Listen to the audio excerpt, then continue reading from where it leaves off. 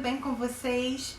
Eu vim aqui falar sobre um tema da liderança que me inspirou muito também ainda na história de Neemias, que é o perigo do desânimo. O que acontece? Muitas das vezes, na história de Neemias, no momento onde todo o povo de Jerusalém estava ali envolvido com o alvo dele, com o propósito dele de levantar o muro, chegou no meio do processo, que é o que todo mundo passa quando está no meio de um processo, no meio na busca de um alvo, de um resultado, de um objetivo, de uma meta, é o desânimo que vem, né? E existem 4 fatores que fazem gerar um desânimo na gente, que fazem a gente desistir no meio do caminho. O que são esses 4 pontos? O primeiro é fadiga, né? É o momento onde eu tô exausta, eu não tô aguentando mais, eu tô cansada, eu preciso renovar, eu preciso resgatar o meu gás. E aí nesse momento que eu vejo a necessidade de resgate, eu desisto. E aí eu perco meu foco. Muitas das vezes o seu time vai estar assim, e você tem que ter a sensibilidade e perceber que eles estão num momento de fadiga e que você tem que dar um pouco do descanso, da pressão, dar uma trégua, de entender que um erro aconteceu porque a pessoa está no limite dela. E você de entender que se você percebe que está em fadiga, que você está no momento de exaustão, os dias que você não está trabalhando, realmente se desconectar e se desligar para que você consiga renovar essas energias, para que você não desista no meio do caminho. A pior coisa que tem é a frustração do desistir no meio do caminho. E aí isso começa a gerar em você um sentimento de não realização. E um medo de começar qualquer outra coisa porque você acredita que alguém que desiste sempre no meio do caminho. Ou porque alguém falou isso pra você, ou porque você intitulou isso pra você mesmo, né? O segundo ponto é a frustração. A frustração é muito perigoso porque no momento do meio do projeto de Neemias, o povo olhava para aquele montante de destroços, para aquele caminho ainda que parecia ser muito longo para terminar aquele muro, e começou a se gerar uma frustração no povo. E Neemias foi um líder excepcional que soube converter essa frustração, tirando a visão do povo do problema para manter a visão deles no alvo final. Então é o sentimento que a gente tem quando nós estamos em frente a uma meta muito alta, uma meta que parece impossível, e a própria equipe se coloca numa posição de frustração, porque você tá ali querendo motivar, falando, vamos bater a última cota, e a equipe olhando aquele resultado altíssimo, que parece impossível, e não credibiliza mais a sua motivação, a sua energia, o seu vamos lá, vamos conseguir, porque elas estão olhando para o problema. Então, na verdade, não é o vamos conseguir, é realmente tirar elas da visão do problema para olhar para o alvo. Elas não podem perder esse olhar. O terceiro é o fracasso. O fracasso é o sentimento que aparece no momento que você está com esse cansaço, com a fadiga. É o fracasso de um dia de resultados ruins. É uma pequena batalha dentro de uma guerra. E a gente não pode identificar a perda de uma guerra frente a uma derrota de uma batalha. Porque uma guerra é feita de batalhas. A gente vive uma batalha diariamente, todo dia uma batalha nova. Então, o sentimento de fracasso vem de dias ruins. E a gente não pode se prender a esses dias. Entender que a misericórdia é renovada todos os dias, e a nossa alma, o nosso propósito e as nossas metas também. E por último, o temor. A gente tem que tomar muito cuidado com o medo que paralisa. Eu sou uma mulher que tinha muitos medos. Muitos. Ainda tenho alguns. Mas eu me desprendi de muitos medos no momento que eu ouvi que uma das maiores provas de amor que eu podia ter por Jesus era não temer as coisas terrenas, temer apenas a Deus. E eu era uma pessoa que tinha medo de muitas coisas. E eu falei assim, gente, se a maior prova de amor é não ter medo, eu não tô provando meu amor verdadeiramente aquele que eu quero provar, né? E isso foi muito forte para mim ouvir e eu quis me livrar e limpar isso da minha mente de todas as formas e ser alguém mais corajosa, né? Frente às adversidades, frente a limites que eu colocava na minha frente.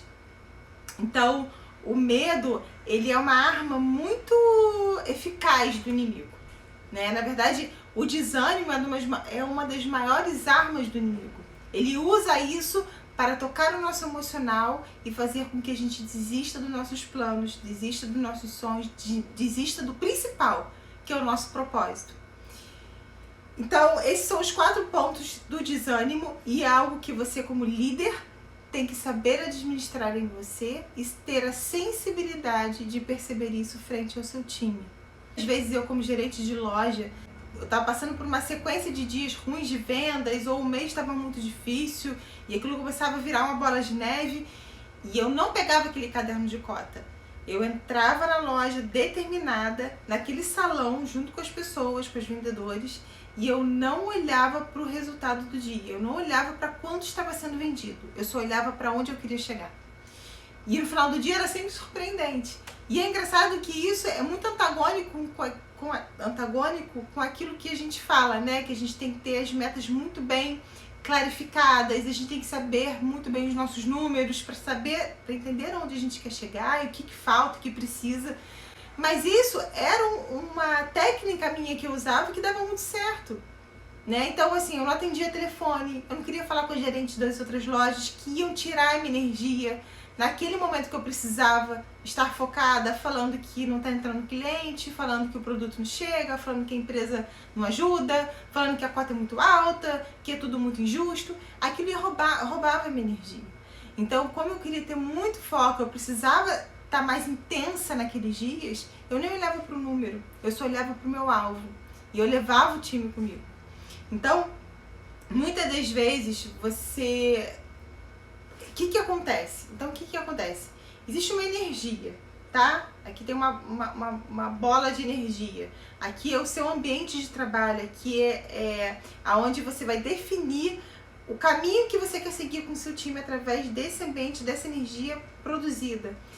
E aí, todo o seu alvo tá pro lado de lá. E você tem que levar seu time com o olhar todo para lá. Todo mundo tem que estar olhando pro mesmo caminho. Mas aí tem alguém, tem algo, tem alguma circunstância que puxa essa energia para o outro lado. É como se fosse um pneu furado. E aí o seu desgaste é muito maior, você vai ter que fazer muito mais força para chegar onde você quer chegar. Então o desânimo, ele faz isso. Se tem algo que está gerando desânimo, que está roubando essa energia, que tem que estar para o mesmo lugar, você não consegue chegar na reta final. E o líder, ele é o último a desistir. O líder é o último a sair do barco. O líder é o último a falar, não tem mais chance. O líder é o último a ir embora. Eu podia, muitas vezes, em posição de chefia, usar do privilégio de ser chefe e chegar mais tarde e sair mais cedo. Eu sempre fui a primeira a chegar e a última a sair. Por quê? Não acho que as pessoas têm que viver de trabalho, que não têm que usufruir de outras coisas fora do trabalho e administrar esse tempo, não é isso. Mas eu sempre busquei a liderança pelo exemplo e isso me deu grandes retornos. Então nós somos o exemplo. Nós somos aqueles que as pessoas vão olhar e vão repetir. Eu tenho hoje um filho de 7 e um filho de 1. Tudo que o de 7 anos faz, o 1 vai e faz igualzinho. É o exemplo pelo fazer. E tudo que eu faço e meu marido faz, o de 7 vai e quer fazer igual. É normal. E na loja isso acontece também. Nos times que a gente trabalha acontece igualzinho. Então, se eu me permito fazer coisas, o outro também vai se achar no direito. Se eu faço além, o outro vai olhar aquilo como inspiração e vai fazer além também.